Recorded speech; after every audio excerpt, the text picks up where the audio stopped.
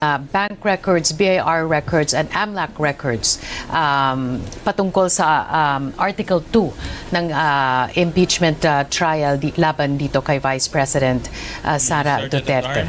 Is directed to make a proclamation. All persons are commanded to keep silent under pain of penalty while the impeachment court is in session for the trial of Vice President Sara Zimmerman Duterte. The impeachment trial of Vice President Sara Zimmerman Duterte is hereby called to order.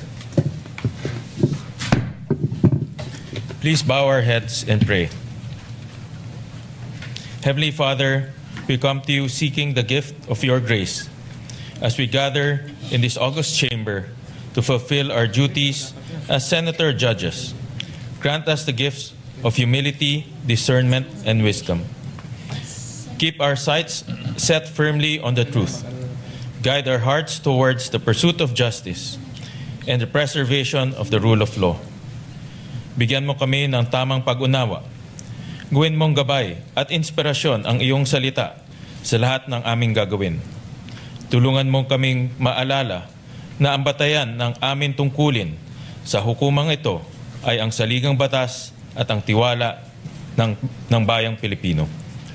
We humbly lift the work of our hands in submission to your will for the defense of all that is good and the service of our nation.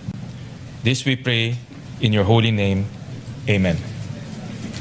Amen. The clerk of court will now call the roll. Roll call of members.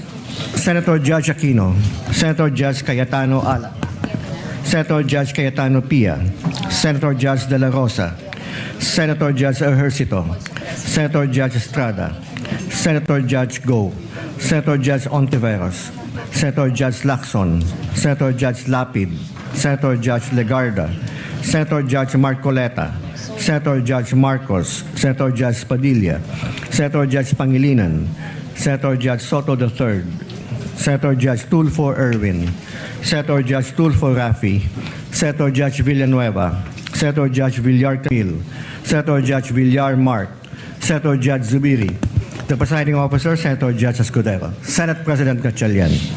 With 90 senators present, the chair declares the presence of a quorum.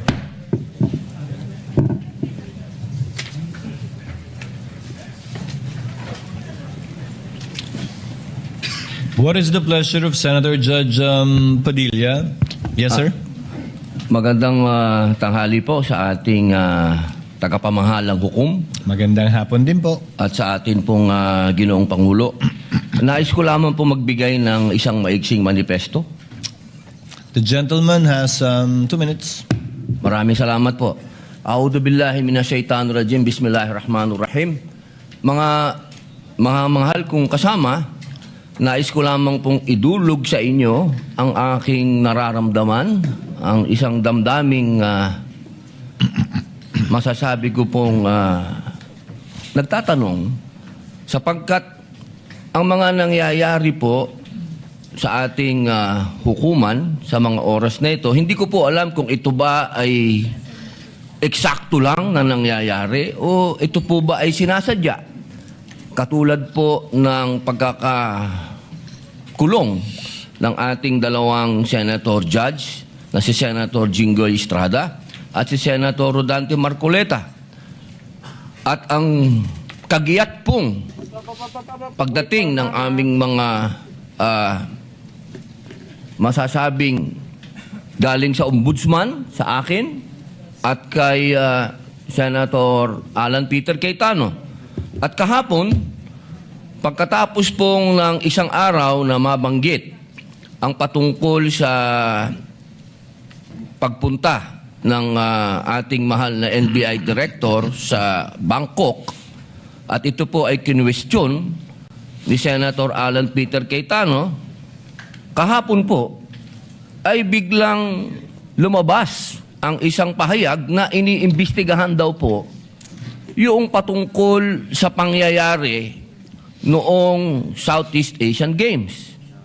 Ito po ba ay eksakto lang o ito po ba ay merong dapat tayong pangambahan. Sapagkat, alam niyo po, ako din po ay dapat ay pupunta ng Iran. Sapagkat isinagawa po ang pagbibigay-pugay sa namatay na kanilang leader, spiritual leader. Pero hindi po ako tumuloy dahil may impeachment po tayo. Tanong ko lamang po sa ating mga kasama, dapat po ba tayong mangamba? Dapat po ba kaming manggamba? At tayo po ay parang eksakto naman lahat ito? Hindi ba po tayo ay malayang korte? Tayo po ay may karapatan na binibigay ng konstitusyon na magsagawa po ng pagdinig na ito. Yun lamang po. Maraming salamat po, Ginoong tagapamahalang hukom. The manifestation of Senator Judge Padilla is noted. What is the pleasure of Senator Judge Mr. Cayetano? Presiding Alan? Officer, Rule 6 of the impeachment proceedings is that the rules of the Senate is suppletory, and if there is anything that affects the honor, integrity, or the functions of us individually or as a Senate here as an impeachment court, someone can rise on a question of personal or collective privilege. I won't do that, but may I just respond to what Senator Padilla said, since my name was mentioned and since the investigation announced by the NBI yesterday seems to be pertaining to this person as chairman of the 2019 organizing committee of the Southeast Asian Games. May I, maybe in the form muna of manifestation, unless the presiding officer or Senate President thinks that I should elaborate on by asking for time on a personal collective privilege, but I don't want to start that Senator proceeding. Judge Cayetano may make his manifestation. Okay. For the record, sir. So, first and foremost, sa sinabi po ni Senator Padilla, I won't ask na ipa-play na yung video, but quite exhaustive yung sinabi ni NBI Director about the Southeast Asian Games. So, if the intention was to have a chilling effect, we already have that chilling effect. May 11, hinabol dito sa session hall na to ng mga ahente ng NBI si Senator Bato. May 13, nagkaroon ng enkwentro, putukan, pinipilit ng NBI na hindi sa loob ng Senado, but we have all the evidence that it was inside the Senate. Other incidents, I do not want to evoke a reaction or debate because I want to respect my fellow senators. Much of this has been vented in the media, is in court. Director Matibag has promised us that he will give us a warrant issued by the ICC, has promised us that he will hold his agents na nanggulpin ng isang OSAA. He will be the one to implement the contempt order and hold them in his office, but wala ditong natupad. So when I mentioned his name, his position the other day that it was bad taste, walang personal yun. I mean, regardless kung sinong, even if it was a secretary, an alter ego of the president who wrote the prosecution team or the defense team to say, pwede bang next week kasi may seminar, I would have said the same thing, di ba? Na, look at the gallery. Kompleto parati dyan from Congressman Ace Barbers to many Congressman Ridon. I won't name all of you, but you're busy people. But you think this is important, so you take time out and you are here. Di ba? Of course, the prosecution team, you have to be, you are here. We are here, despite of many, many other important things. Not only investigations, not only the flood control, not only the BIR, not only, we're also talking about the nation being prone to volcanic eruption, to yung bagyo, buti, well, nasalanta pa rin tayo nung bagyong Inday. Ibang Inday ang pinag-uusapan natin dito sa impeachment. But still, we are here. So it was in good faith that I said, as an example, mukha namang masama kapag kayong isang bureau head, NBI director is a very important position, but it is a bureau. So if a bureau head, and tignan yung invitation, nakalagay sa invitation, or your representative, and we resolved it. So aksidente ba na yesterday, suddenly after I mentioned it, and after during the weekend, many have been talking about na dapat ata hindi 16. So 21 na lang kami ngayon eh. So 2/3 of 21 is 7. Pag nabawasan pa kami ng 3, 13 na lang yon. Pero some will argue, mabawasan lang kami ng 1 o 2, baka 13 na rin yon kasi wala naman half person o 3/4 person. So all of these issues are valid. Question, the chilling effect is there, but am I intimidated? Wala na akong choice. Ilalabang ko na to, gagawin ko yun ang dapat kong gawin. Bumaliktad man yung sitwasyon, si President Marcos ang ini-impeach and I felt a certain way, ilalabang ko rin. Chief Justice man ang i-impeach, ilalabang ko rin. But for the record, Mr. President, go ahead and investigate. First of all, that's been investigated many, many times. I'm not sure. I think the Office of the Ombudsman, ang nag-file pa ata, Chief of Staff mo eh. Senator Rob, I'm not sure but parang may kaso na nun. Senator Drilon quizzed us here. I was Speaker of the House, but I chose to appear before the Senate to be able to answer all of those questions directly. The SEA Games, paulit-ulit yan. Biktima na ng speakership ng 2019 yan. Nahuli namin yung PR na sinabi kikiam, pinakain daw mga Muslim ng baboy, when it was chicken longganisa na pinakain. Pero nasiraan na tayo sa Malaysia, Indonesia. The SEA Games gave us so much honor. So far, it is still the biggest SEA Games in history. Many of our athletes launched their career, even going to gold medals in the Olympics. Our athletic and our yung aquatic natin center in Clark is one of the best in the world. Ang nagsabi nito yung Israeli coach ng isang foreign team doon. But go ahead if you want to investigate. But I just want to put on record, mukhang misfire. Bakit? Yung sinasabi niyang infrastructure na walang bidding, first of all, the procurement law has many modes of procurement. So don't make it appear sa public na just because walang bidding, may anomalya na to. Okay. Secondly, bakit ko sinabing misfire? Hindi po sa I'm referring to Director ng NBI Matibag.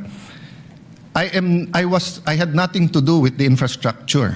The chairman of the committee. In fact, I had to resign from the DFA because I was running for congressman during that time. So dun sa sinasabi ni Director Matibag na may congressional insertion to fund it, it's definitely not me because how could a non-member of the Senate or non-member of the House insert anything? Okay. Dun sa sinasabi niyang infrastructure, it was done by the BCDA. The chairman of the BCDA is one of the closest advisors of the president now. The president of the BCDA is one of the closest advisors and is a secretary now. And he said, medyo kaduda tong kumpanya na nanalo walang bidding. If I'm not mistaken, it's the same company who's making the City Hall of Pasig. Huh? So, I mean, if they want to investigate, go ahead. But by mentioning the organizing committee of the SEA Games, ako po chairman nun. At paninindigan ko po na napakaganda nung nangyari doon. At kung may anomalya, ako unang magagalit.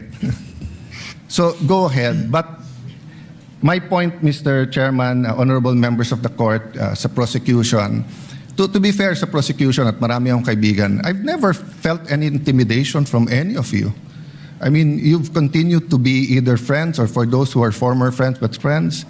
I mean, I don't know if nagkamali lang ako, but on the first day, I nodded ng konti kay Senator De Lima.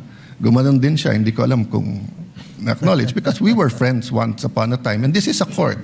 We owe it to each other to be professional, di ba? So wag tayong pumayag na someone like Director Matibag would do that. My point, Mr. President, Mr. Presiding Officer, He could have not announced it and investigated. Imbestigahan mo, tingin mo may mali, imbestigahan mo. But it is unfair to me and unfair to the court that kung kailan siya patatawag siya sa Monday, intimidate mo ako, hindi kita tatanungin sa Monday dahil mag-a-announce ka na iimbestigahan mo. Tapos sasabihin mo may insertion, tapos sasabihin mo hindi liquidated po lahat yun. So, let me talk of unfairness. Hindi ba unfair? Kung ako, babaliktarin ko, sasabihin ko, inimbestigahan ko na rin kahapon Ang sabi sa akin, mainit ang ulo ni Director Matibag kasi may contractor na daw yung binigay na lupa para sa NBI at gusto niya sarili niyang contractor. Would that be fair to him? No. It would be a marites accusation. So that's the same thing he announced yesterday. A marites accusation towards me that affects this court because I am now a senator judge. So I hope this is the last time that I'm going to have to speak about this. But definitely, we've been speaking about this, binabawasan talaga kami. Iniisa-isa. Even yung mga vlogger na malapit sa administrasyon, sabi, 2 down, 3 down, may kasunod na. Di ba? So, Mr. President, I want this impeachment to be a test that the 1987 Constitution works and that despite political differences, the prosecution and defense, I saw them after the first or second day, nagkakamayang kayo, nagkakamustahan. After the first or second day nung mainit na baliktaktakan dyan sa pre-trial, nagbabatian, di ba? Even in court.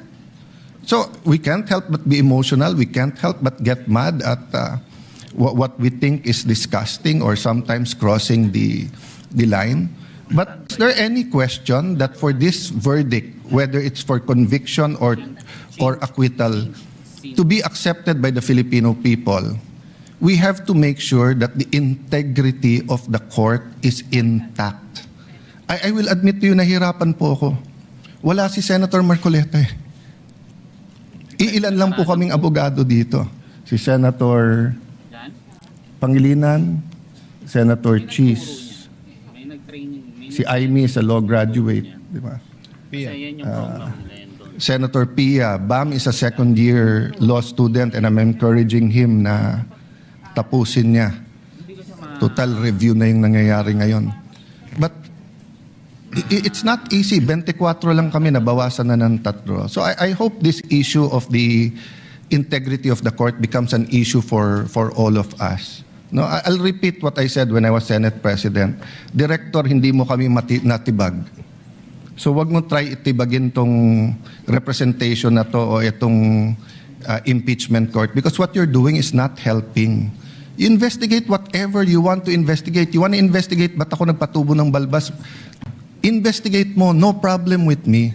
Pero wag mo nang i-announce kasi nga naaapektuhan yung integrity ng court. Thank you for the leeway, Presiding Officer. Thank you, Senator Judge Alan Cayetano. Yes, what is the pleasure of Senator Judge Pia Cayetano? Mr. President, Presiding Officer, I assume most of my colleagues, like me, were busy studying the lengthy memorandum filed by each of the parties.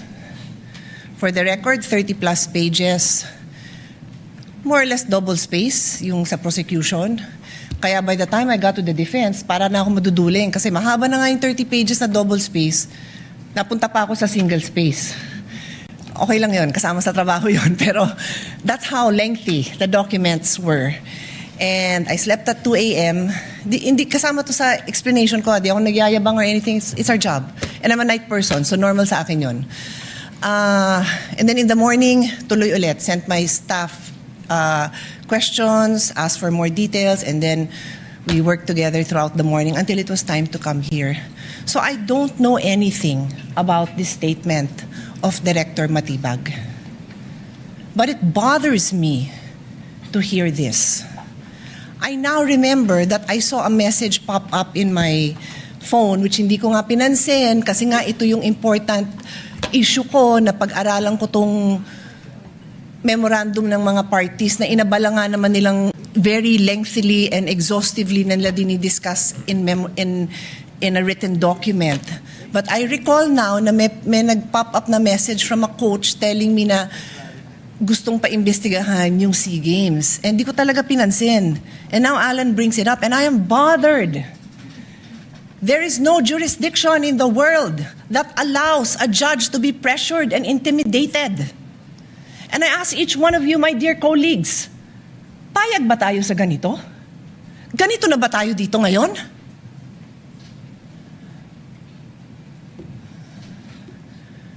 Don't we want a better country for our children? Why would you allow a director who's just called to be a witness next week brag that he's going to investigate? And again, I don't know. So I respectfully request that it be played.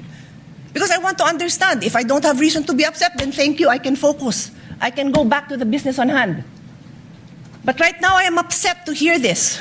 And I will stand up for each one of you. I don't care what side you're on. I will stand up for you if somebody tries to intimidate you. So with all due respect, Mr. Presiding Officer, I ask that we play it. I want to see what this witness is doing.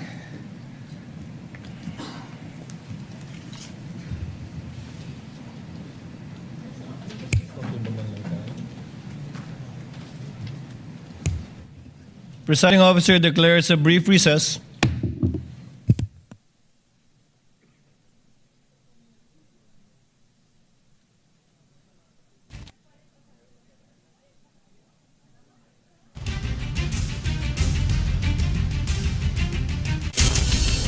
At hindi pa man nagsisimula ang oral arguments tungkol sa dapat na gagawing diskusyon ngayong hapon tungkol sa bank, BIR at AMLAC records, ay tumayo itong si Senator Alan Peter Cayetano para magbigay ng kanyang saloobin tungkol sa mga binitawang salita ni NBI Director Matibag.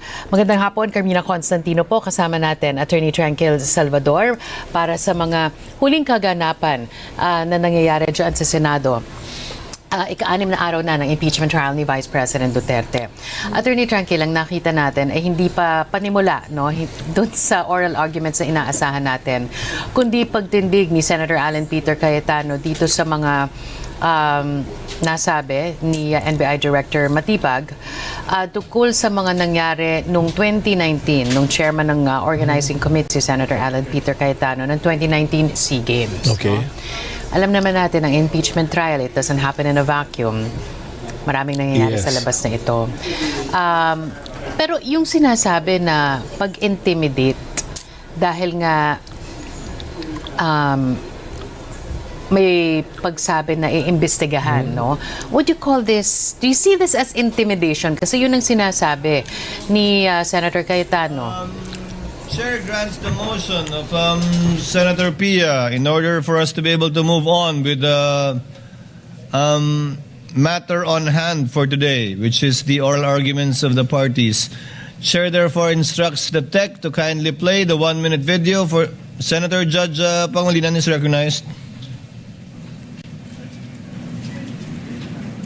Thank you, Mr. Presiding Officer. We share, we support the position taken by the presiding officer, but we'd like to place on record that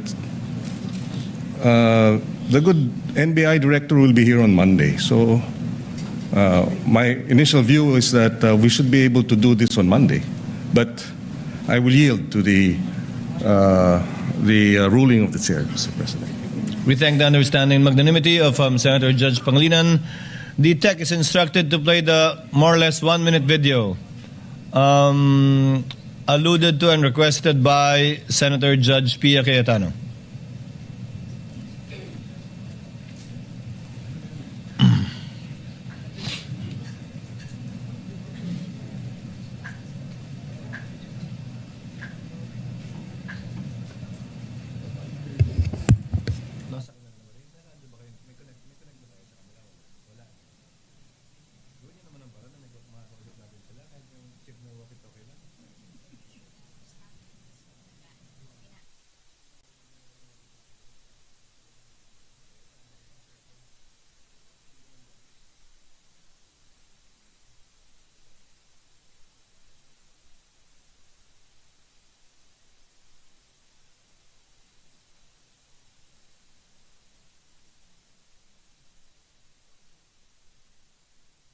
Meron kaming mga kaso na pumasok na bago na dapat namin tingnan. Kung maalala nyo, pumunta kami ng Clark because we were given 70 hectares for the NBI Academy. So magkaroon kami ng relationship sa Clark. Nakita namin dun yung parang sports complex na ginamit ng SEA Games, yung sa Philippine SEA Games Organizing Committee. Well, nakarating sa amin, may titingnan kami rito, may kailangan kami imbestigahan dahil nakarating kami rito, bilyon-bilyon pala yung pumasok dito na pera na unliquidated. At mayroong private company rito na na-involve na binayaran ng 10 billion at ang pagbabayad insertion sa GAA na hindi binayad. So ito, imbestigahan namin to. Malaking kaso rin ito. Yung parang code. Ay, iba pa yun, yung sa Caldero na kaso, I think it's ongoing, pero sisilipin na rin namin. Ito yung tungkol dun sa, it's a Malaysian company na sila yung nag-build ditong sport area na to. Walang bidding, tapos nabayaran ng mabilisan na 10 billion yung halaga, congressional insertion. So, sisilipin namin to. Katunayan, meron kaming mga kaso na pumasok na bago na dapat namin tingnan. Kung maalala nyo, pumunta kami ng Clark because we were given 70 hectares for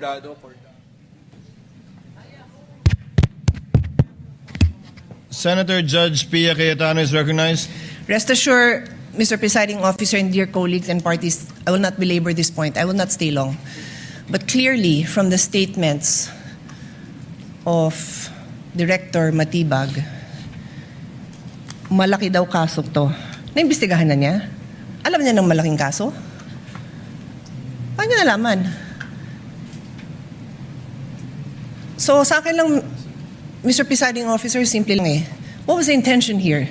To distract the minority floor leader, who is one of only two lawyers right now, because our other lawyer was already carted off somewhere. So dalawa lang kami. So you wanna distract him. So ako na lang ang tatayo dito. Hindi na siya makakapag-aral. Yung ba intention? Because it is clearly the intention. The fact that he has to stand up, the fact that I have to stand up, the fact that Senator Robin has to stand up, he is distracting us from our job. As Senator Alan said, he could do it quietly. Go ahead. Anong purpose niya? Nagyayabang siya? What's the purpose? Is he trying to intimidate us not to ask him tough questions when he is our resource person next week? I do not know. But those statements, those actions are not acceptable, possibly contemptible. So I ask the presiding officer and you, my dear colleagues, let's think about this clearly. I will stop now. As Senator Pangilinan said, we can take this up on Monday. Salamat na pinagbigyan niyo ako na mapanood natin. Pag-isipan natin na gano'n na lang. Pag may pinatawag tayo sa witness stand, abangan natin na magpe-press kung ano-ano pagsasabi tungkol sa atin. I didn't have enough time to research. But clearly, I know that there's jurisprudence that does not allow a judge to be intimidated. And if hindi pa nanakot yun, then I don't know what is. Kung hindi pa ninindak yun, then I don't know what is. Hindi tayo sensitive. Sanay tayo dito. Pero alam din natin kung pinapatamaan tayo, di ba? Alam natin yun. Hindi tayo tanga. O so paano? Sabihin ko ngayon sa kanya, manda ka sa akin ngayon, pagdating mo. Ganun ba? Gaganti na lang ako. Hindi ako ganun. Kilala niyo ako. For how many years ako tumayo dito? Hindi ako nanggaganti. Hindi ako mababaw. Pero I'm asking you, dear colleagues, huwag tayong papayag. The Filipino people deserve better. We deserve better. Thank you. Thank you, Senator Judge Pia. What is the pleasure of Senator Judge Alan Cayetano? Yes, I didn't know we were going to play it, but just for the record, there's no issue with the Qualdron because it was paid by the private sector. There was no public money used, and it was designed by the firm of a national artist. So much so that that same firm, I don't know when we started to hire them, whether it was the time of Senator Lacson as the Committee of Accounts for the new Senate building or the time of Senator Nancy. But until now, there's engagement. So it's so easy to find out. No? But when I shift to the topic at hand, just one manifestation for the whole Senate regarding the oral arguments. We have not yet called the journal and called the court. Yes. So called at the case. proper time, I just want to... Yes, you may do so at the proper time.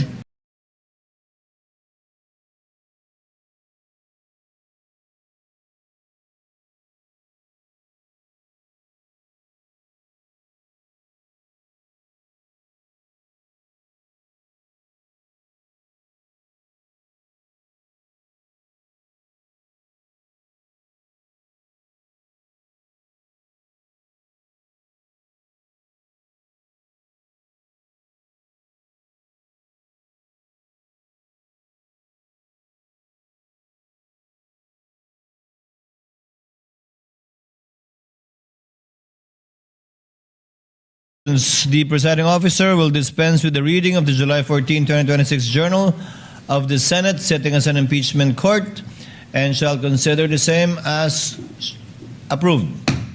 Clerk of court will please call the matter before the impeachment court. Case number 004-2026 in the matter of impeachment trial of Vice President Sara Zimmerman Duterte. Appearances for the parties.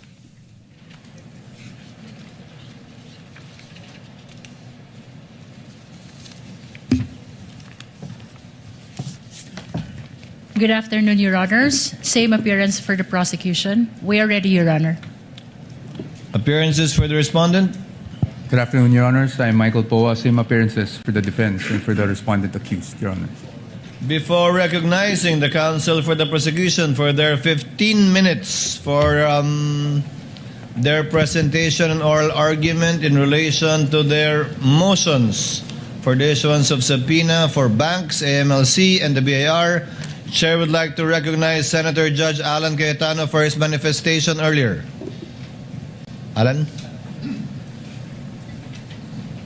The Senator Judge intimated earlier that he had a manifestation before we proceeded. Yes, this is really to be fair to the prosecution and of course to the defense and to each one of us. So yesterday I asked whether or not mag-oral arguments today, and then I'd like to thank the Senate President and of course the presiding officer and all our colleagues, no, Senator Soto, although magkatabi kami, hindi kami magkatabi, but I saw him agreeing that we should have a caucus and discuss this. Hinimay ko lang very preliminarily, ha. If we're going to look at issues, for example, relevancy lang, you have about the banks, you have AMLA, AMLC, you have BIR. Then for each one of them, so for example, for the banks and AMLC, you have peso accounts and dollar accounts. Then for each one of them, you have the accounts of Vice President Sara, but also of the spouse, and then possibly of the companies, same sa BIR. So, although I do believe that we have exclusive jurisdiction, sometimes the Supreme Court have defined certain parameters that we either have crossed or not. So if we're going to vote, one vote, whether or not to allow these subpoenas, it would be unfair to everyone. For example, me, I cannot vote unless I see na walang problema sa lahat. Then no problem, let's vote. Pwede. Pero kung sabihin kong walang problema sa banks at AMLA, may problema sa BIR. Walang problema sa BIR pero sa spouse meron. So we're going to have a caucus, and I'm sure we're going to have a good discussion on that. But just two things. Number one, can we give, of course, we'll follow the time today, but if any of the two, the prosecution or for example, in the rebuttal, after the rebuttal ng defense, makikita na ng prosecution saan talaga nag-object yung defense, hindi lang sa lahat. If we can give them a little bit more time, kasi nga, mahabang discussion to. Having said that, I'm more than okay if we have to have an extra day next week, whether to discuss among ourselves or I'm not preempting our caucus. I'm just saying, Mr. President, that I commit to you, I will not delay, I will not overtalk on these issues, but And I don't think controversial each and every one of this yung request for subpoena dito, but there may be one or two, and I don't think it would be good for us to lump it in one issue if there are different legal issues. The law, there are similarities in the law, but there's a different law governing AMLA, there's a different law for the bank secrecy, there's a different law for BIR. So, thank you, Mr. Chair notes the observation of Senator Judge Alan Cayetano. However, subject, of course, to any agreements that will be arrived at in caucus, we are constrained by the motions filed by the parties. There are only two pending motions that this court should act upon. Number one, a motion for the issuance of a subpoena with respect to bank and AMLC records on the one hand, and number two, a motion for the issuance of subpoena for BIR records. Understandably, there are sub-issues underneath each, but we cannot put to a vote each and every sub-issue under each motion. So we will most likely, and the chair would suggest, put it to a vote by the motions that have been filed by the parties, whether or not to grant it or to deny the motion filed by the prosecutors rather in this case. Again, subject, of course, any agreements we might arrive at in caucus, Senator Judge Allen. And the chair will submit to that. Now, as earlier agreed in yesterday's proceedings, the prosecution will be given 15 minutes for their chief arguments. Likewise, the respondent will be given 15 minutes. And then thereafter, the prosecutor will be given 10 minutes by way of rebuttal. And the respondent will be given 10 minutes by way of rebuttal. May I ask who among the prosecutors or counsel for prosecutors will argue the motion for the issuance of the subpoenas for the banks, AMLC, and BIR? Your Honors, the prosecution will be represented by the Honorable Representative Chel Jokno for the purpose of this oral argument. Nonetheless, Your Honor, we have some manifestation to make for the prosecution. The lead prosecutor may proceed. This is pertaining to the matter on hand.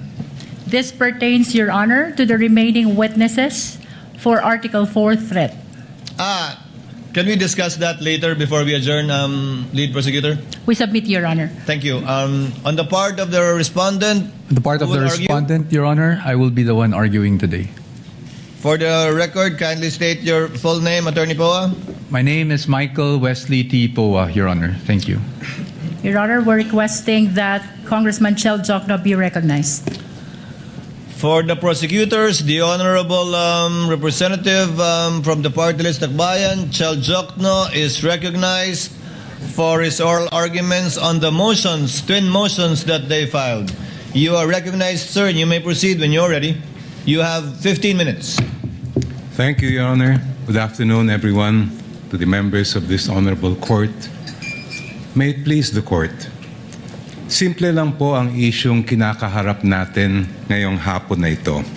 Pero napakabigat. Bubuksan ba natin ang pinto ng katotohanan o haharangin ito? Ang hiling ng prosecution ay mailabas ang buong katotohanan so that this court may know the truth, the whole truth, and nothing but the truth, and make its decisions based on that. That is why we have requested the issuance of subpoena duces tecum for the bank records, tax records, and anti-money laundering council reports relating to Vice President Sara Duterte and her husband, Attorney Mans Carpio. Sa pamamagitan nito, may lalahad ang buong katotohanan tungkol sa mga alegasyon sa Article 2 ng Articles of Impeachment. Una, na pinayaman ni Vice Presidente ang kanyang sarili ng labis-labis sa kanyang legal na sahod at lehitimong kita bilang isang lingkod bayan. Pangalawa, na meron siyang mga ari-arihang hindi dineklara sa kanyang Statement of Assets, Liabilities, and Net Worth. At pangatlo, na habang siya ay nanunungkulan bilang Vice Presidente, nakibahagi siya sa negosyo, directly or indirectly, kahit ipinagbabawal ito ng ating konstitusyon.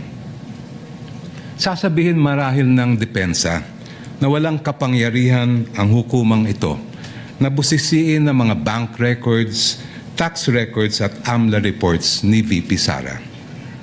With all due respect, that argument is not only legally flawed, it is an affront to the authority of this honorable court.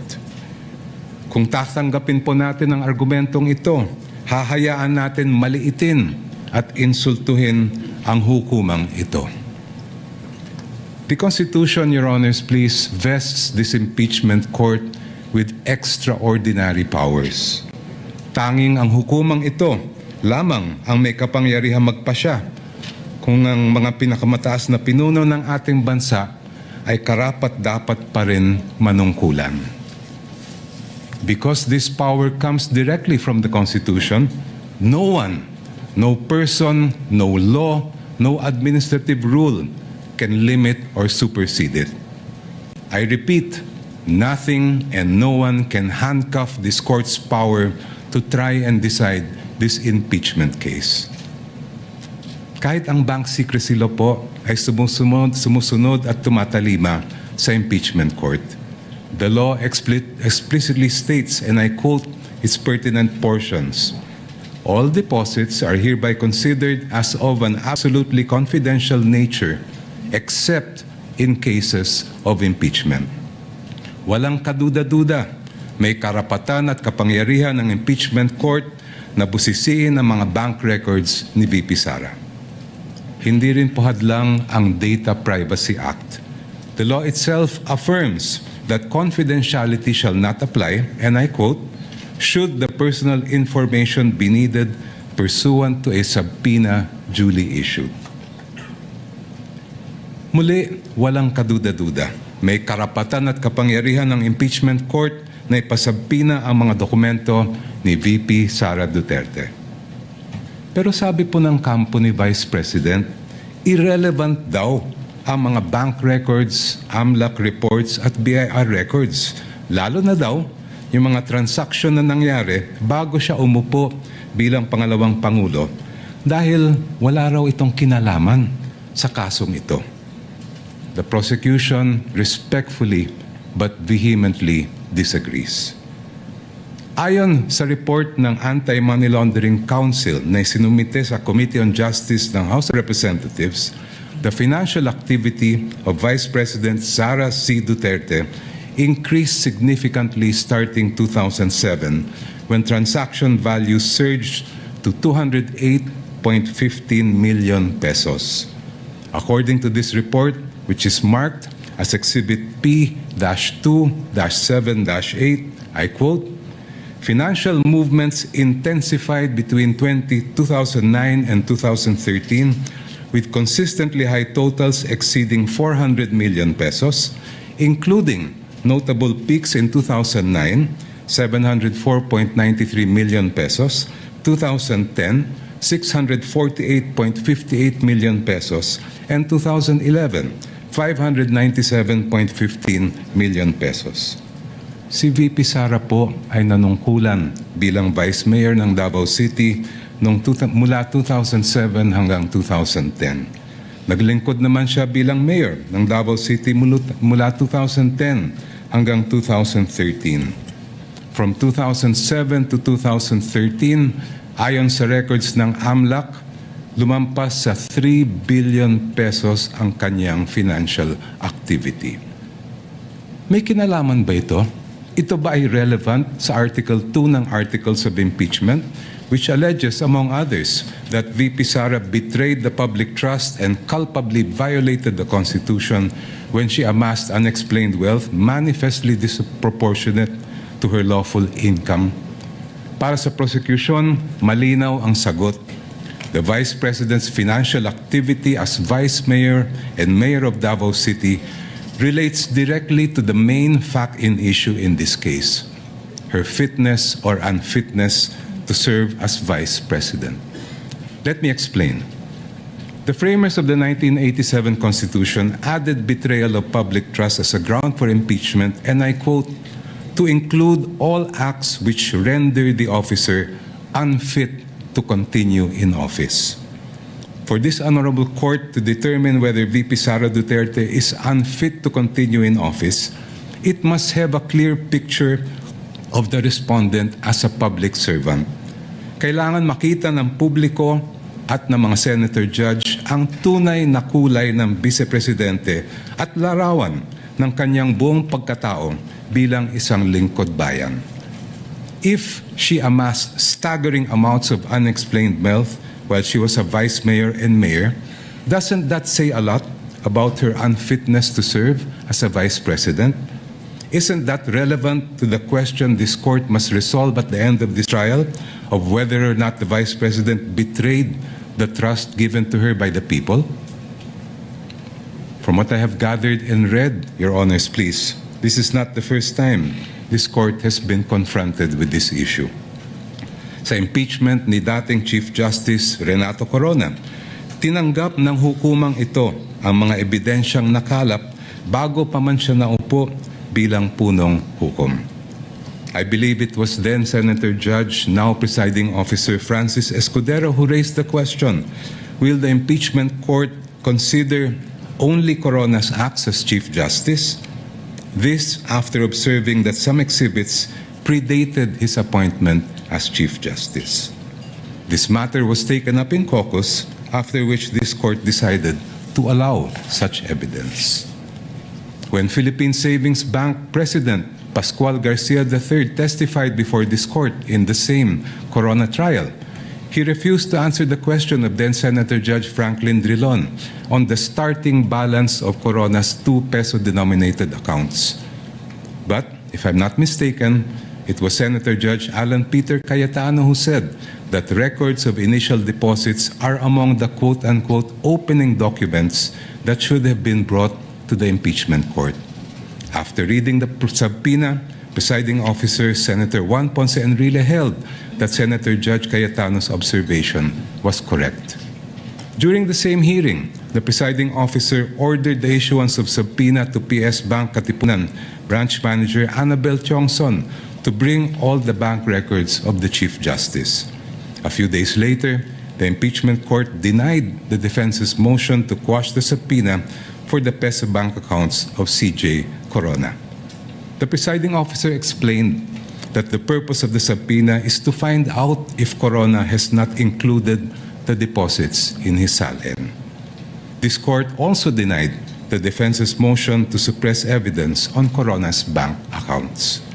Sa huli, binusisi ng hukumang ito ang bank records ni Chief Justice Corona mula sa kanyang unang balanse bago pa man siya naging punong mahistrado. The panel of prosecutors respectfully submits that the subpoenas for the production of the bank records, AMLA documents, and BIR documents of the Vice President and her husband are proper and should be issued by this honorable court. Now allow me, Your Honors, to return to my first point. There is a deeper reason why this court must resist the attempts of the respondent to exclude evidence that is obviously relevant. It has to do with curtailing the power of this court. The Constitution gives this honorable court, and I quote, the sole power to try and decide impeachment cases. Kayo lang po, Your Honors, ang may kapangyarihang magpasya kung ano ang impeachable offense at kung anong ebidensya ang maaaring tanggapin para patunayan ito. Kinilala ito mismo ng Korte Suprema. In the case of Francisco versus House of Representatives, the Supreme Court declared, and I quote, a determination of what constitutes an impeachable offense is a purely political question which the Constitution has left to the sound discretion of the legislature. Such an intent is clear from the deliberations of the Constitutional Commission. Inulit po ito ng Supreme Court sa kasong Gutierrez versus House of Representatives, where the Supreme Court declared, and I quote, Francisco instructs that this issue would require the court to make a determination of what constitutes an impeachable offense. Such a determination is purely a political question which this Constitution has left to the sound discretion of the legislature. Clearly, the issue calls upon this court to decide a non-justiciable political question which is beyond the scope of its judicial power. Since this impeachment court has the sole power to determine what constitutes an impeachable offense, no one, not the Supreme Court, much less the defense, can impose limitations on that power. No one can dictate to this court how to exercise the exclusive power to decide what constitutes an impeachable offense. In closing, Your Honors, I go back to the most fundamental provision in our Constitution on the accountability of public officers, Article 11, Section 1, which provides, and I quote, "Public office is a public trust. Public officers and employees must at all times be accountable to the people." Ibig sabihin po, sa proseso ng impeachment, ang pananagutan sa taong bayan ang pinakamahalaga sa lahat. Kaya naman po, ang hiling namin sa Korte, gamitin ang inyong natatanging kapangyarihan at karapatan na busisiin ang bank records, tax records at AMLA reports kaugnay ni VP Sara at ng kanyang asawa. Sa ganitong paraan, Your Honors, madedesisyonan ninyo ang kaso base sa buong katotohanan. The truth, the whole truth, and nothing but the truth para sa interes at kapakanan ng sambayanang Pilipino. Before I close, if Your Honors please, if I have whatever time I have left, may I request that it be credited to my rebuttal. Maraming salamat po. We will try to do that, Your Honor. You have 1 minute and 39 seconds. And if at all we do so, we shall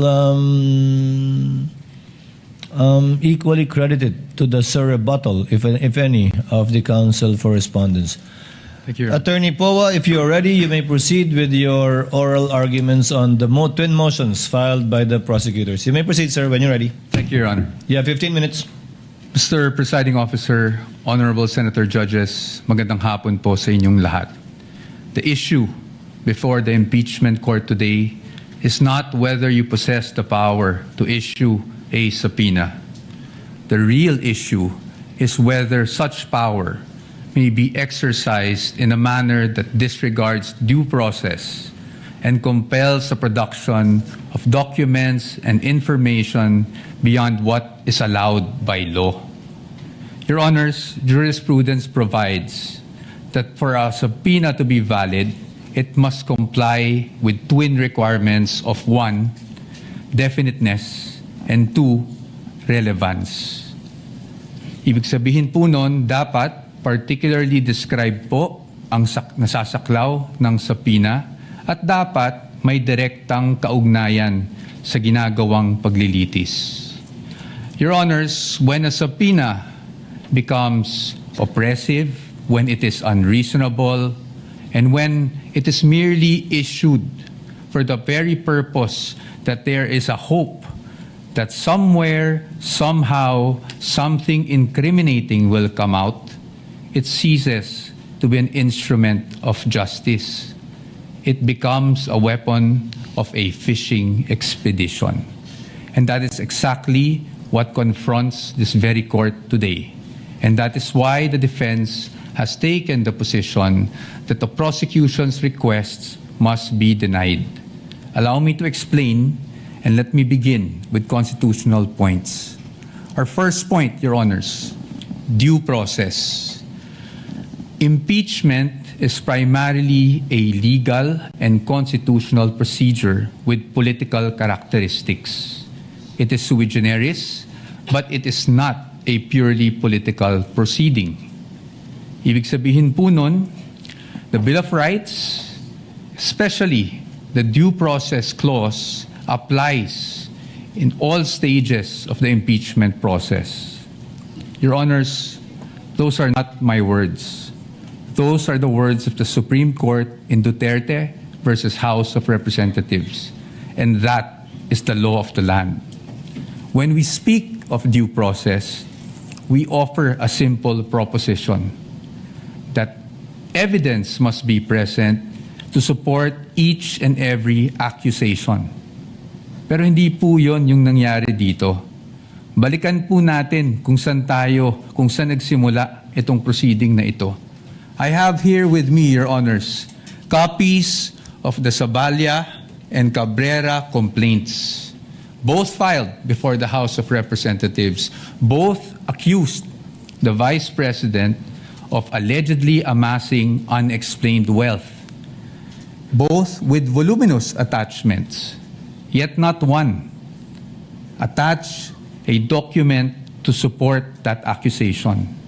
Not a single financial transaction record, not even a single SALN. In fact, it was only after these complaints were filed, and more significantly, only after the respondent had filed her answer before the Committee on Justice, that committee started searching for evidence to somehow support these accusations through, again, the issuance of subpoenas. Your Honors, we objected then and we are still objecting now because, with all due respect, the position of the defense is that is the very definition of a fishing expedition. Your Honors, in our legal system, it is not permitted to accuse now and then just look for proof later on. That is not how due process works. Hindi po dapat natin pinapayagan yan. Moving on to my second point, Your Honors, let's talk about relevance. It is our position that the requests of the prosecution are in fact fatally overbroad. Bakit po fatally overbroad? An impeachable offense is an act or omission committed while the public official is occupying an impeachable office, not before being elected or appointed to such position. Again, Your Honors, those are not my words. Those are the words of the Supreme Court in Duterte versus the House of Representatives. That is controlling, and that is the law of the land. Yet here, Your Honor, today, the prosecution is requesting for documents spanning almost 2 decades, almost 20 years, dating as far back as 2007. Your Honors, it is a fact na noong 2007, ang respondent ay vice mayor pa lamang. Definitely not an impeachable office, Your Honors. How is that relevant? It is the position of the defense that it is not. In fact, what that is an unlimited search throughout a person's financial history. That should not be allowed. Your Honors, if a subpoena is not narrowly tailored, it is oppressive. For these reasons alone, we are of the position that the request should already be dismissed. Nonetheless, if the impeachment court were to extend its utmost liberality, which the prosecution have asked for in their memorandum, we'd like to point out, Your Honors, that Congress itself, the Senate and the House of Representatives, enacted laws that specifically prohibit the disclosure of these information that the prosecution is asking for now. Let us go through them one by one. Let's start with RA 9160 as amended by RA 11521, which is the Anti-Money Laundering Act. Your Honors, the prosecution is asking for covered transaction reports, suspicious transaction reports, financial intelligence reports, again, spanning almost 2 decades. However, it is clear under Section 8A, which we are flashing on the screen right now, na bawal po yun. Disclosure is prohibited under this provision, Your Honors. It is in black and white. Meron po bang exception? Wala po. Impeachment is not an exception. Had Congress wanted to make impeachment as an exception, madali lang naman pong ilagay yun sa batas. Pero hindi po iyon nagawa. Now, in fact, I also have here copies of the Financial Intelligence Report and another report from the AMLAC, the Information Management Analysis Group, which were already marked as exhibits, Your Honor, and it's in the records of the court. No? Exhibit D2-8-P1, where it says specifically that it should not be, the information should not be used as evidence in formal proceedings, Your Honors. Clearly, Your Honors, to compel AMLAC officials to disclose such information would be to compel them to violate the law. Let's move on now to the tax records, Your Honors. Prosecution is asking for tax records, so let's look at the tax code. Section 270 of which criminalizes disclosure of taxpayers' information. Meron po bang exception sa batas na ito? Meron po, but it is limited. Kasama po bang impeachment? Hindi po. That is very clear. Again, Congress wanted to put an exception for impeachment. They could have easily done so, but they did not. Now, Your Honors, let's go to bank secrecy law, RA 1405. The state policy has always been to favor the secrecy of bank deposits, Your Honors. Dito, while we recognize that impeachment is in fact an exception, Your Honors, we submit that this exception is not automatic. Meaning, hindi porket may exception for impeachment, pwede na kaagad natin buksan ang lahat ng bank records na hinihingi ng prosecution. Why? Because, Your Honor, this exception does not dispense with constitutional safeguards. It does not abolish the right to due process. So dapat po, meron pa rin tayong basihan.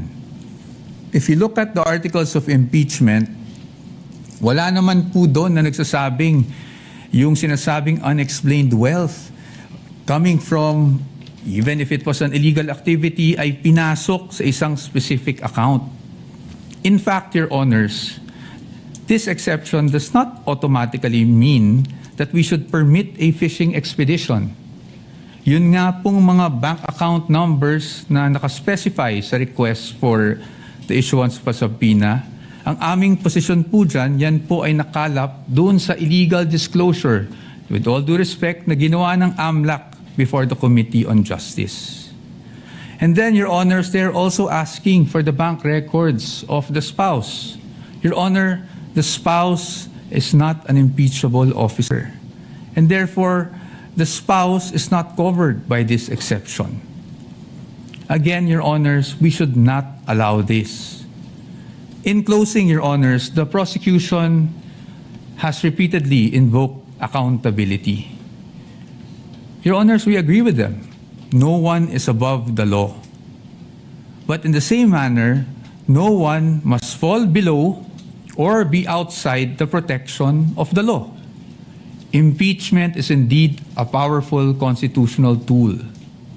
But Your Honors, impeachment is not a magic word or a magic wand that one can just wave to transform an illegal act into a legal act, to transform unlawful access to lawful access. That is not what the Constitution contemplates. That is not what the laws enacted by Congress contemplate. And that is not something that the Honorable Impeachment Court should allow. We submit, Your Honors. Thank you very much. The gentleman still has 2 minutes and 48 seconds, which we shall credit, similar to the request of the prosecutor, to your rebuttal should you desire to use it, counsel, for the respondent, Attorney Paul. Thank you, Your Honor. Counsel, the prosecutor is recognized. Attorney Chel Jokno, you have 11.38 minutes, which will round off to 12 minutes, counsel. You may proceed when you're ready for your rebuttal. Maraming salamat po, Mr. Presiding Officer, at magandang hapon po ulit sa ating lahat. Let me address each of the points that the defense has raised in their oral argument. Sabi po nila una ay due process daw ang isang paulit-ulit na dinidiin ng defense. But there's no debate that due process applies in this proceeding, just like in any other proceeding. The real issue before this honorable court is, will the subpoenas that we are asking be issued by this court actually deprive the respondent of any form of due process? Ang aming paniwala po ay hindi, and allow me to explain why. First of all, we are not yet at the stage where any evidence is being put in the trial or offered to the honorable court. Nandito pa lang po tayo sa punto na kung maari bang ipaproduce natin itong mga dokumentong ito. The defense will have every opportunity to make objections if and when particular exhibits or documents are identified by a witness and offered in evidence. Therefore, wala pong due process violation ang pag-issue ng subpoena. Second, the defense repeatedly cites the case of Duterte versus House of Representatives as, I quote, the law of the land, as I quote, controlling daw yung desisyon na yan. But I must remind the defense of that particular case and why the pronouncements quoted are mere obiter dicta, o kung sa simpleng salita po ay side comment lang. The entire Duterte versus House of Representatives case revolved around a different mode of impeachment. Kung maalala po natin, yan yung at least one-third na members of the House ang nagsampa ng kaso. And the entire decision discussed how due process should apply to that mode of impeachment. Totoo, may sinabi ang Supreme Court tungkol sa mode na ginamit po ng Saballa and the Cabrera complaints. Pero hindi po yun ang issue sa kaso ni Duterte. That issue is just a side bypass or incidental declarations of the court that are not controlling and are not the law of the land. And if you look mismo at the decision of the court, they expressly said, we are speaking of due process in relation to how these proceedings reached the Senate as an impeachment court, not this kind of procedure. Second, paulit-ulit din po nilang sinasabi na ang ginagawa po ng prosecution ay fishing expedition. Actually po, meron ng desisyon ang Supreme Court that addresses squarely this point. This case involved a case of unexplained wealth, the case of Republic versus Rabusa, GR 208183, decided August 31, 2022. Just like here, the prosecution in that case requested subpoenas for the production of bank records. Just like here, the argument was raised that this is a mere fishing expedition. In fact, hanggang sa Court of Appeals, ang sabi po ng Court of Appeals ay fishing expedition lang po yan. But please allow me to read just a portion of what the Supreme Court held here. I quote, "The Court of Appeals resolved that the bank accounts of Rabusa et al. Were protected under Republic Act 1405, that is the Bank Secrecy Law. Given the arbitrary demand to disclose the contents thereof, the Court of Appeals considered the inquiry as a fishing expedition to utilize evidence against Rabusa et al. In the instant case, given that the court orders in the form of various subpoena duces tecum and ad testificandum all involve the forfeiture of unexplained wealth, the RTC was in error for not allowing petitioner to examine, inquire, and look into the subject accounts." I continue. "As the present proceedings on unexplained wealth are now encompassed within the exceptions of Republic Act 1405, The court orders subject of this case clearly fall within the orders that would enable the examination of the respondent's bank accounts as contemplated in the first exception. Thus, it comes clear that this court cannot sustain the RTC's and Court of Appeals theory that there was no court order authorizing the examination of the bank accounts. On the contrary, records prove that the RTC issued several subpoena duces tecum and ad testificandum, which required certain persons to testify in open court and present documents which pertain to the existence and identity of the subject accounts and also to the accounts, the contents found therein. I just move forward. Given the existence and propriety of the subpoenas, the evidence procured through the same should have been duly considered by the lower courts. This court cannot agree with the Court of Appeals' supposition that the examination of the respondents' bank accounts was but a mere fishing expedition to pin liability on them. Next, the defense repeatedly cites a number of laws to claim that the requested information and documents that we are asking from this court for the issuance of subpoena are confidential. Sabi po nila, confidential daw ito sa ilalim ng Republic Act 1405. Sabi po nila, confidential daw ito sa ilalim ng Anti-Money Laundering Act, pati ang National Internal Revenue Code, pati ang Data Privacy Act ay confidential din. Pero kung titingnan po natin, klaro po at malinaw po sa amin ang batas at ang utos ng saligang batas sa impeachment court na ito. You have the sole exclusive power to determine an impeachable offense, and that includes the power to find out, ferret the entire truth, and make your decision on that basis. I will not dwell on the exception to Republic Act 1405. That's very clear. There's an exception for impeachment.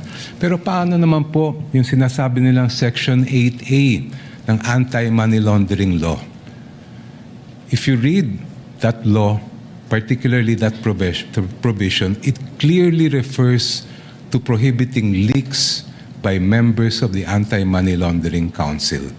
It never was intended to short-circuit the impeachment process or limit the powers of this honorable court to find out the truth. Ganon din po ang nakalagay sa ating National Internal Revenue Code. Sabi po ng defense, there's nothing that allows these documents to be made public. I cite Section 71, NIRC. After the assessment shall have been made, I'll just move forward. The returns, together with any corrections, shall be filed in the office of the Commissioner, and I quote, and shall constitute public records and be open to inspection as such upon the order of the President. And in fact, during the Corona impeachment trial, the President at that time did order, and that is why this court admitted the BIR documents. Your Honors, madaling sabihin na confidential ang ilang impormasyon at dokumento. Madaling magturo ng batas. Pero ang hinahanap po ng impeachment court ngayon at sa mga susunod na araw, linggo at buwan ay ang katotohanan. At ang layunin ay makamit ang pananagutan. Confidentiality, Your Honor, should not be the prevailing principle in this proceeding. Hindi po confidential ang katotohanan. Maraming salamat po. Thank you, Representative, the Honorable Chel Jokno. Attorney Poa, counsel for respondent, is recognized for his rebuttal. Sir, you have 13 minutes. Thank you, sir. I will not take up the entire time to expedite matters. Your Honors, I respect, of course, the arguments put forth by the distinguished opposing counsel. But when it comes to due process, Your Honors, I think it's beyond debate, no, that due process must be observed in every stage of the proceedings. And aside from that, due process requires, Your Honor, that we also respect the protections afforded by law on the respondent. Your Honors, ang sabi po ng ating distinguished opposing counsels, obiter lang daw po yung sinabi ng Supreme Court. But Your Honors, nung sinabi ng Supreme Court sa Duterte versus House of Representatives na ang impeachable offense is an act or omission that is committed by a public officer while occupying an impeachable office, hindi naman po siguro pwede doon lang sa yung one-third mode gamitin yung ganong definition, pero pagdating po sa ibang mode ay hindi na po applicable yung ganong definition. Your Honors, in fact, in that decision, which I failed to mention earlier, sinabi rin po that the acts or omissions must be done in relation to the office. Kasi yun nga po ang purpose ng impeachment. Next, Your Honors, yung sinasabi na dapat kahit na may mga prohibition sa batas, pwede pa rin nating masapina para ma-examine. Your Honors, it is the wisdom of Congress kaya po may ganung mga prohibitions against disclosure under the law. Kung papayagan po natin that a court process, even an impeachment court, can issue a subpoena to thwart those provisions, it's as if, Your Honor, we are doing judicial legislation here because a judicial issuance can easily repeal for the time being that provision, or at least suspend, Your Honor. Maybe not repeal. Properly, the proper word might be suspend that provision of law. I've never heard about that, Your Honors. And then, lastly, Your Honors, parati nating sinasabi rin, no? Two points. Yung nabanggit na Section 71. I agree po under the tax code that Section 71 provides that if the President orders, then nawawala na po yung confidentiality. However, Your Honors, even given that there's an order from the President, I think we should still think about the relevance. Para saan ba ine-examine yung mga dokumento? Hindi ba para sa impeachment proceeding? Hindi po namin sinasabi na kung sakaling nagkamali man ang Vice Presidente, kung sakaling may paglabag man sa batas ang Vice Presidente noon, ay hindi na pwedeng maparusahan. Marami naman pong paraan. You can file cases against the Vice President for those infractions, preterm infractions. Pero pag impeachment po ang pinag-uusapan, we are limited to what impeachable offenses are. And again, the Supreme Court is clear about that. Your Honors, there's also a repeated citation of the Corona case. But we would just like to point out that the Corona case was tried, decided upon way before Duterte versus HOR. And Your Honors, since it was decided before Duterte versus HOR, the Supreme Court was fully cognizant of what happened in the Corona trial. And yet, Your Honors, they impose these guidelines. In fact, the line itself in the Duterte versus HOR is we clarify, I quote, we clarify the constitutional requirements of impeachment. At kasama doon yung nabanggit namin kanina on what constitutes an impeachable offense. And that is very clear. Marahil, sinasabi natin na yon ay isang obiter. Pero, Your Honors, paano po magiging obiter yon? Kung yun mismo ang itinakbo ng desisyon. The fact that the one-year bar was triggered was only the effect of not abiding by the due process clause of the Constitution. And lastly, again, Your Honors, we do not disagree with the prosecution in terms of accountability. Again, no one is above the law, but no one should also be deprived of the protection given by law, Your Honors. Thank you. Bago mag-recess ang mga senator judges para mag-usap sa caucus, nais kong sambitin sa record na binabati ko ang magkabilang panig, partikular si Congressman the Honorable Chel Jokno, gayon din si Attorney Poa, sa isang mahinahon, malumanay, maginoo, at magalang na diskurso at debate kaugnay sa may tuturing nating kontrobersyal na isyong ito. At inaasahan ko, yan din ang magaganap sa caucus at sa aming pagbabalik matapos nito. Senator Judge Alan Cayetano is recognized. Thank you, Presiding Officer. Very eloquently said. Before we go to our favorite subject, recess, the prosecutor was going to say something about Monday witness. Can we hear that? Because if I don't want to preempt, but can we hear that? Because if they're not going to have witnesses on Monday, I have a proposal. I'm sure they will. They were, in fact, on the verge of announcing it. No, because, Mr. President, this is what I wanted to say. We do need a caucus, but after hearing both sides, I really have many questions, and I think we should really dapat mahimay.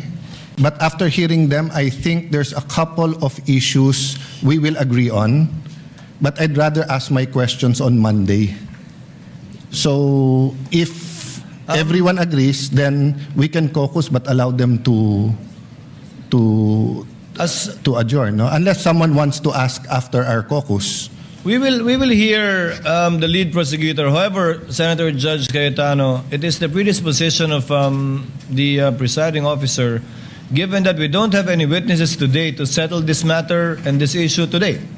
That's it's the only matter for us to discuss anyway. No, that's my point, Senator Judge. No, I'm reviewing the rules. Hindi naman tayo tatagal pag per legal issue kasi nakalagay naman not more than 2 minutes eh. So, meaning for example, for me, issuing the subpoena is not one issue. Whether the subpoena is to the VP or to her husband is two separate issue. Peso account or dollar account is a separate issue. Whether or not the company's accounts, etc., should be subpoena is a different issue. But for me to decide, I want to ask the prosecution and the defense about that. So medyo mahaba-haba talaga. To answer the Senator Judge, we have a precedent that I think, if I remember correctly, it involves the good gentleman himself. When then Senate President Enrile made a ruling with respect to the request for the issuance of a subpoena against the former Chief Justice Corona and his family, the gentleman agreed with respect to not issuing the subpoena against the Chief Justice, but disagreed with respect to not issuing with the family. No, I was correct there. That was the first. The rules of court says pwede pagka son-in-law. But I was overruled by Senator Enrile. I appealed. The body agreed with him. So even if I was correct, I was overruled. But my point is, Mr. Presiding Officer, that was one simple issue. That's why I didn't argue. I'm saying this seems to be like 2 subpoenas. But there are several subject matters, AMLA, etc. And remember, this is Article 2. What's our assumption? August or September pa to iti-take up eh. So I'm just saying, so for example, no, we all agree on the ruling. It benefits one side. We should tell them why we ruled that way so that if they file a motion for reconsideration or they go to the Supreme Court, malinaw din yung ruling natin doon. There are substantive issues here. There are some issues, as eloquently said by Congressman Shel Jokno. Alangan naman bago ako ng stand kung pare-pareho yung issue about, let's say, bank account. So, you know my vote on that, di ba? But my vote on Chief Justice Corona doesn't mean it's the same vote if it was on his spouse and the companies that are under his name. I can tell you honestly right now, I don't know what to vote for, what my vote will be. But I do know that these are 2 important issues. Even the definition of definiteness and the definition of fishing expedition, I want to pursue that with them. With the permission Your of Honor, Senator Judge Allen, can we discuss that in caucus? Yes. So I'm just saying, if we're going to discuss it and maraming magtatanong, do you want them to go home and we We can extend till Thursday next week or whatever. No, not at this time. Okay. We can advise I them submit to properly the presiding at officer. appropriate time. Senator Judge Pangilinan. Now, just to reiterate the earlier manifestation of the presiding officer, we agreed to go on caucus after the presentation Yes. after the oral argument. So let us stick to the agreement, Mr. President, Mr. Presiding Officer. Thank you. Umaasa pa rin ako na magiging mahinahon yung caucus. So we move to... Chair declares a recess. We will advise the parties as to what time we will most likely finish once we know that we are in the process of winding up. In the meantime, kindly relax and study the next witnesses you will be presenting. Trial is on recess.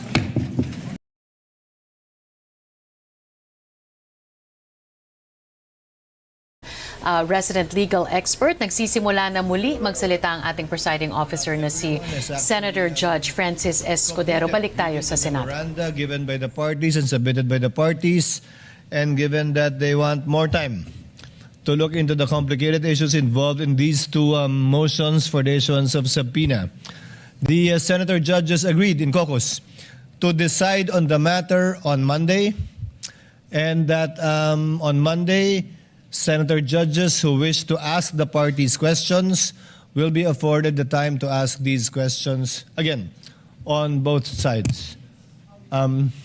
Following our rules, it shall be 10 minutes per senator, not exceeding 1 hour for each side. At this juncture, may now recognize the lead prosecutor, the Honorable Luistro.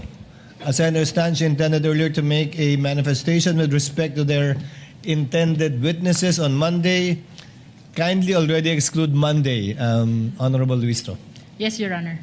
First of all, we would like to acknowledge the positive response of the Honorable Impeachment Court to our previous manifestation. Accordingly, we would like to reiterate that the prosecution will no longer be presenting Attorney Zuleika Lopez as well as Captain Belinda Bello.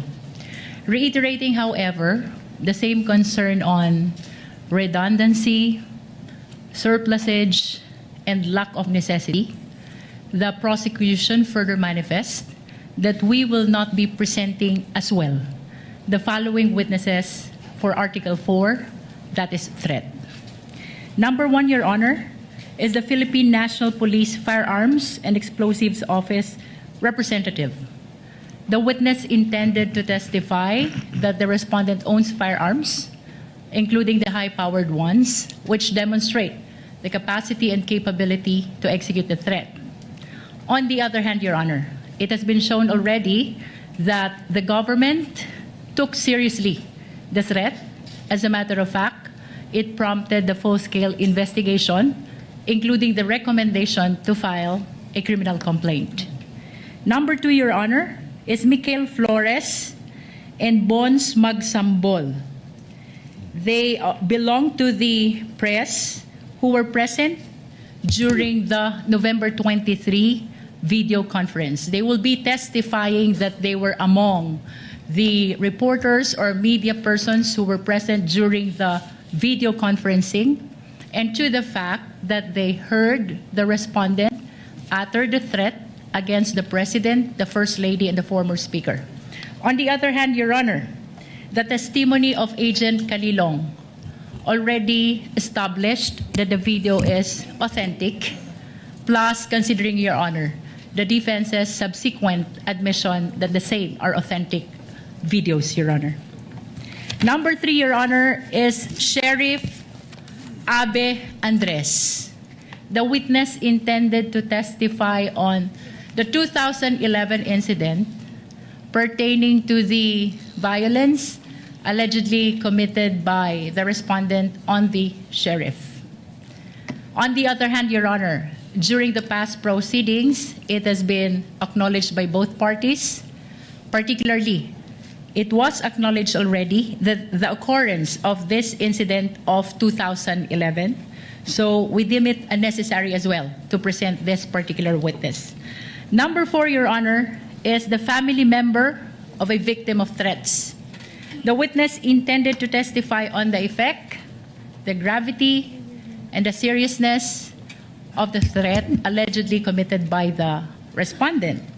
On the other hand, Your Honor, Attorney Loto already testified that threat is a private crime and its prosecution does not depend on the complaint, participation, and even the subjective feeling of the victim, including his families. Finally, Your Honor, the psychiatrist, the witness intended to testify on the respondent's state of mind, the nature of the violence in the statement made, as well as the capacity and capability to actually execute the threat.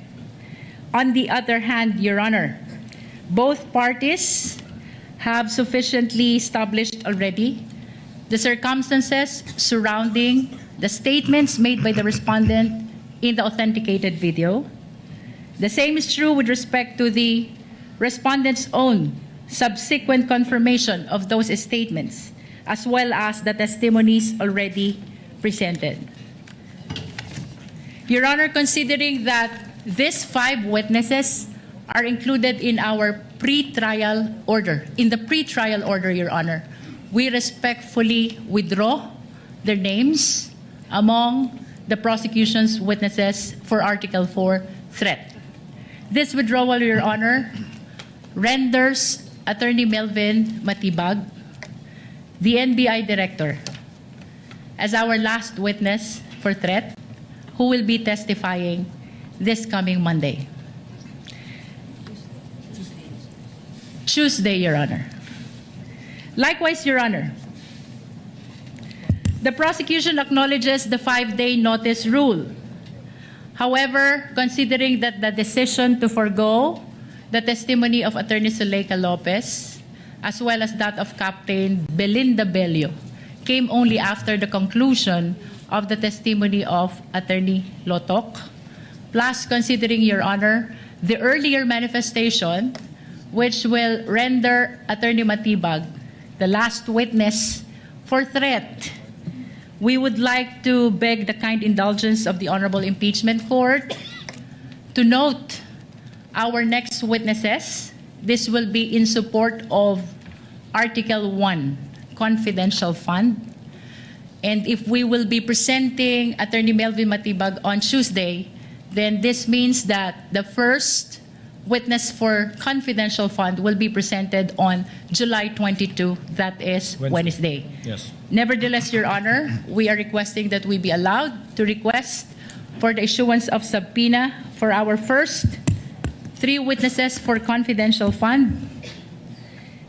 That includes Marivic Pareja of the Legislative Archives Museum Management Service of the House of Representatives, and also, Your Honor, 2 land bank employees, including Violeta Constantino, former branch manager of Land Bank Show Boulevard Branch, and Ninita Camposano, former branch manager, Land Bank, DepEd Branch. To clarify, Honorable Wistro, this is for the issuance of subpoena ad testificandum only? Your Honor, the request is for the issuance of both subpoena ad testificandum and subpoena duces tecum. Kindly submit in writing the motion in order to be able to specify the documents you want to be the subject matter of the subpoena duces tecum. We will await it within the afternoon, even after adjournment, so that we can sign the subpoena by today or tomorrow at the latest. May I inform the Honorable Impeachment Court that the list or the request for subpoena ad testificandum and duces tecum, the written ones, have been submitted already to the Honorable Impeachment Court, Your Honor. I stand corrected. Yes, I have it with me now. Your Honor, may I just enter some correction with respect to the testimony of Attorney Lotok to the act of threat or grave threat. The same is a public crime which does not need a private complainant, and its prosecution does not depend on the complaint participation. Counsel, before going there, let the presiding officer act on these requests for issuance of subpoena first. The presiding officer hereby grants the request for the issuance of subpoena ad testificandum to Ms. Marivic Pareja to appear on July 21 and 22, to Ms. Violeta Constantino and Anita Camposano, also a subpoena ad testificandum to appear on July 21 and 22, and subpoena duces tecum to Ms. Lynette Ortiz, correct? Of the Land Bank of the Philippines to appear on July 21 and 22. The aforestated requests for subpoena are hereby granted. Clerk of Court is directed to prepare the corresponding subpoena ad testificandum duces tecum as the case may be, and for the Sergeant at Arms to be instructed to serve the aforestated subpoenas. As you were saying, Honorable Luistro. May I just manifest, Your Honor, that with respect to the testimony of Attorney Lotok Duterte, the same is a public crime, and therefore its prosecution does not depend on the complaint, participation, and even the subjective feeling of the victim, including that of his family. What is this about? I think, if I remember correctly, Representative Luistro, the presiding officer stated that also yesterday, that there are only certain private crimes that require the complaint of the victim. And these mostly are private and sexual crimes, such as concubinage, adultery, seduction, abduction, rape, and acts of lasciviousness. We These are the understand, only Your Honor. private crimes that require the signature or complaint of the private complainant. We understand that, Your Honor, and we in fact submit to the position of the Honorable Impeachment Court, except that this representation misstated the supposed public crime into a private crime, Your Honor. Noted. Your Honor.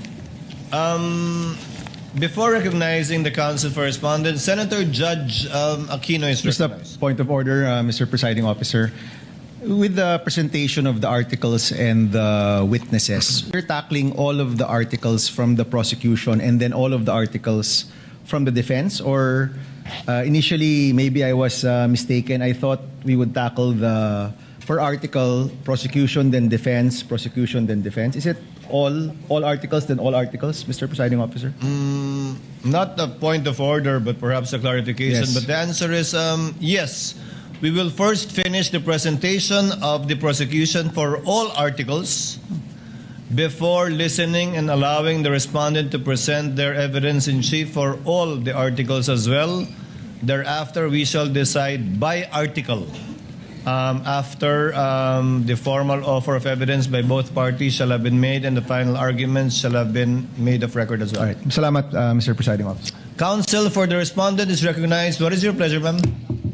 Good afternoon, Your Honors. Good afternoon, ma'am. I just have a few, before I express some statement with respect to the discourse that we just heard from the lead prosecutor, may I just clarify, because I don't know if I'm mistaken, but she did mention that they are now withdrawing 5 witnesses under Article 4, namely the Philippine National Police Firearms and Explosives Office Representative, Mr. Flores, Mr. Magsambol, the sheriff, and the psychiatrist. And one more, the relative of the family of a victim. That would make it 6. Then that's clarified, Your Honor, because I also heard the lead prosecutor say that Attorney Melvin Matibag will be their final witness for Article 4, and I had neglected to consider the family member listed as one of the reserve witnesses.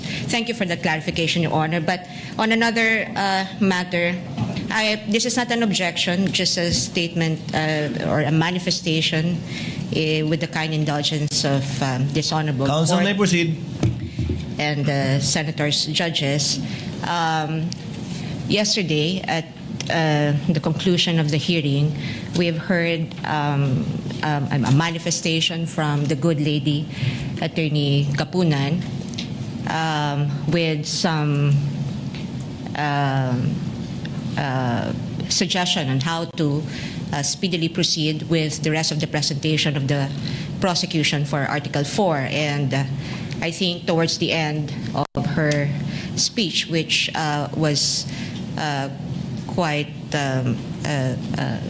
lengthy, was really just essentially informing this court about the fact that they will no longer present Attorney Lopez, whom they had requested subpoena for, as well as Ms. Belinda Bello. But my point is, I'm not objecting to the good counsel's manifestation or even the manner by which she delivered it yesterday or the lead prosecutor's manifestations today. Only that my concern is those manifestations are almost always accompanied with lengthy discourse containing conclusions of law and facts that in reality only this impeachment court can really determine. Now, why is this a concern for the defense? Because this affects the fairness and balance of this impeachment court and the way it would perceive whatever manifestations or expressions of sentiments or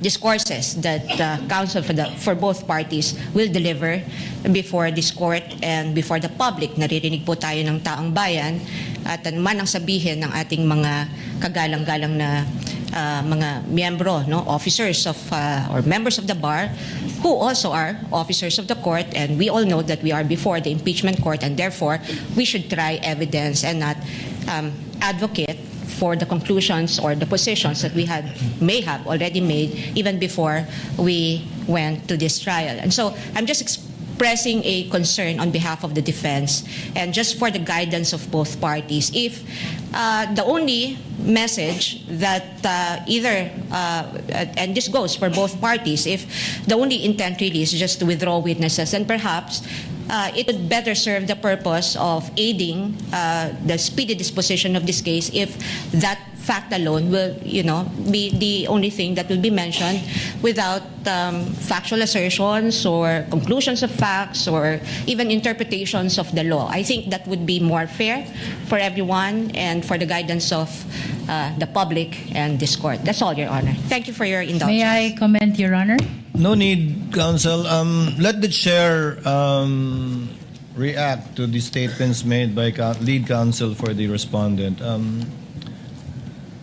The presiding officer took it as the statements as akin to a tender offer of excluded evidence, very similar to that.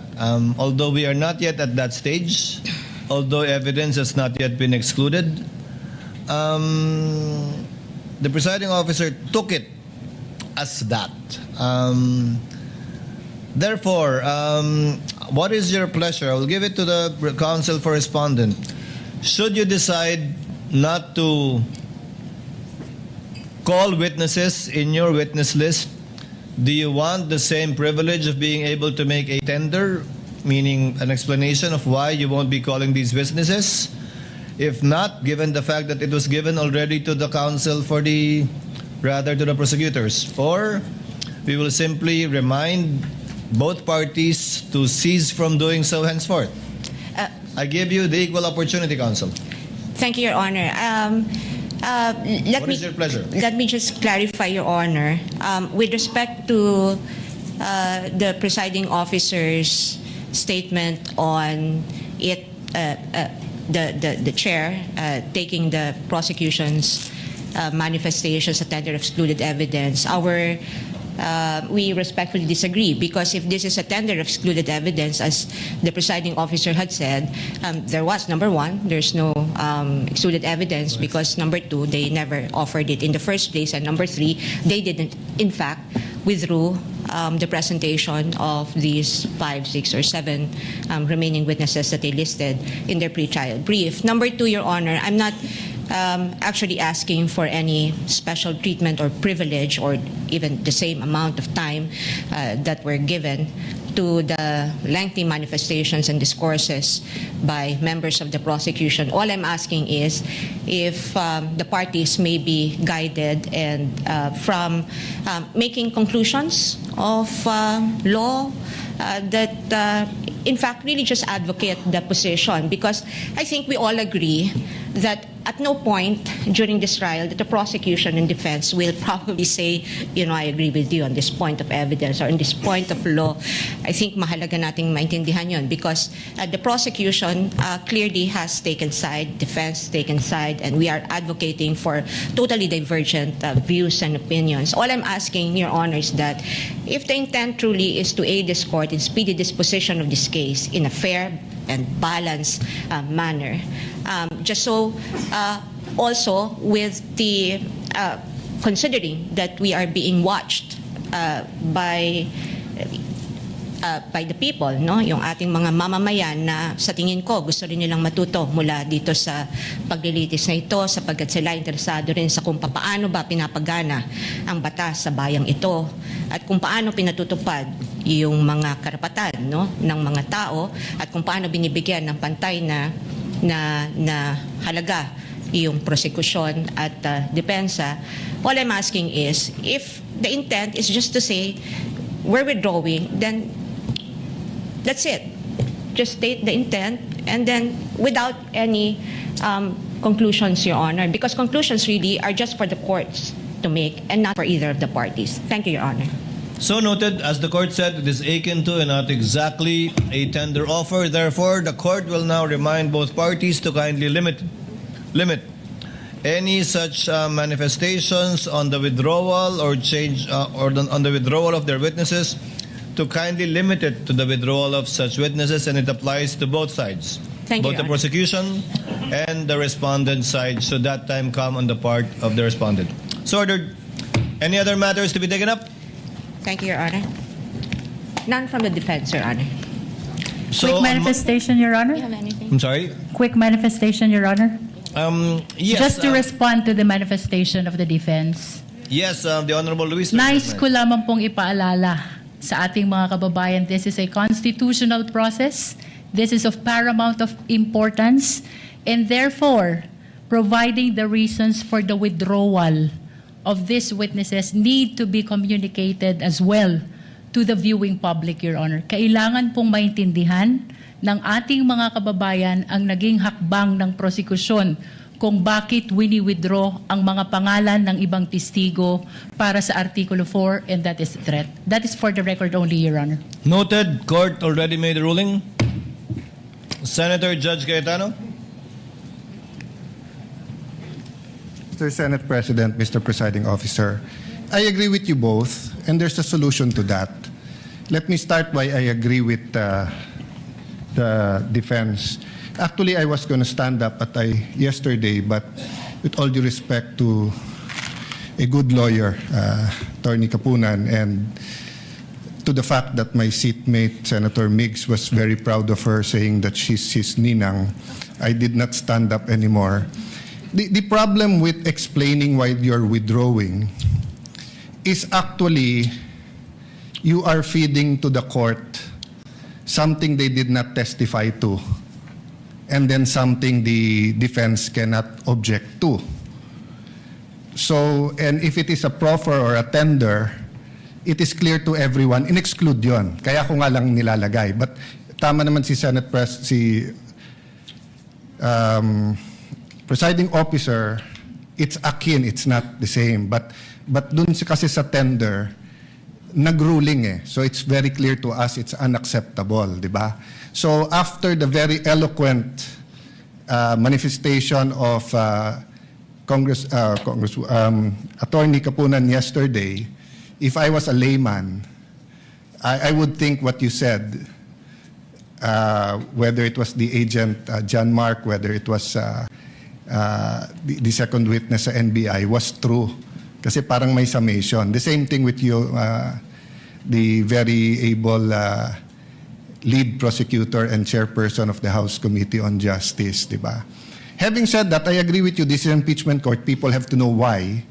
But I think we've been very lenient. No one except the spokesperson has spoken about the sub judice rule. So you can actually explain it in the press con afterwards, if I may, no? Because nga, I was also observing yesterday and I was saying, kung ako yung defense, dadagdagan ko na yung witness ngayon at every time i-withdraw, may chance akong explain bakit wini-withdraw, then reinforce kung ano yung sinabi nung before. So I understand you completely, ma'am. People have to understand why it's not a sign of weakness. In fact, in your it's a sign that you've achieved your position. But we can do that in the press cons and other forums. But if you do it kasi here, walang chance yung prosecution to rebut that. Or if they do, it's one rebutting the other rather than the witness standing. So if I may offer that solution, Mr. Presiding Officer. As ruled by the presiding officer, henceforth, that will no longer be allowed. Senator Pangilinan, Senator Judge Pangilinan, before Senator Judge Pia Cayetano. It's just a very quick manifestation. I was actually listening to the ruling of the presiding officer, and initially I thought he would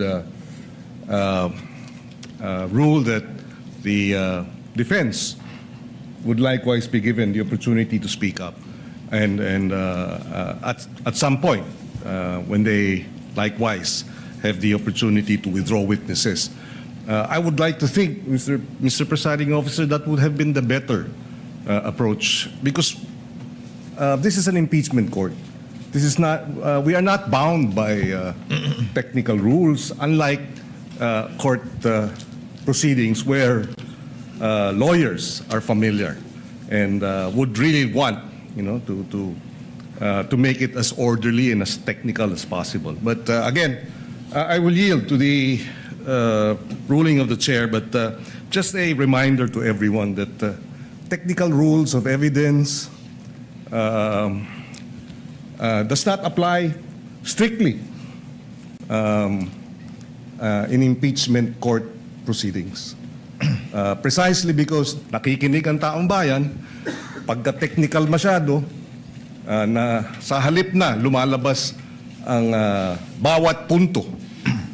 Hindi ko sinasabing hindi dapat magsalita ang defense. In fact, yun ang original o initial na suggestion at minumungkahi ng ating presiding officer na kung gusto magsalita ng defense din para tapatan yung nabanggit ng prosecution, mas maganda sana. But I will yield. I just wanted that manifested, and I will yield to the ruling of the chair. We thank the good gentleman for his understanding and magnanimity. Given that counsel for respondent did not want the same benefit, it also saves on the court time, and as pointed out by Senator Judge Allen, these words can be best expressed outside this court, so that we can manage the court's time better, given that they have both parties have their respective spokespersons to discuss these matters. Counsel for respondent, you wanted to be recognized? Yes, Your Honor. Yes, ma'am. May I just very briefly, so that I won't take any more time of precious time of the court and our everyone who's here. With just a brief response to the lead prosecutor's counter manifestation that this is because this is a constitutional procedure. We understand that. When we came here, mulat ang aming mga mata na pumunta rito at alam namin na ito ay isang constitutional mekanismo. Kaya nga, yung sinasabi ko kanina at ang aking kahilingan lamang ay nakasandig doon sa prinsipyo na iyon na dahil ito ay isang constitutional mechanism, kailangan siguraduhin natin na balanse at patas yung lahat ng magaganap. At hindi ko I find it difficult to understand how manifestations containing assertions that are laden with conclusions and personal advocacy, and obviously one-sided advocacy of either parties, would help the court arrive at the proper determination of whether the respondent is guilty or not guilty of the charges contained in the articles of impeachment. Hindi rin po ito in response po to our just good Senator Pangilinan, hindi po technical na or rules, no, yung aking ini-invoke dito, kundi yung actually it's substantive dahil ito ay nakasantig sa ating saligang batas. Salamat po. Noted. Senator Judge Pia Cayetano is recognized. What is your pleasure, ma'am?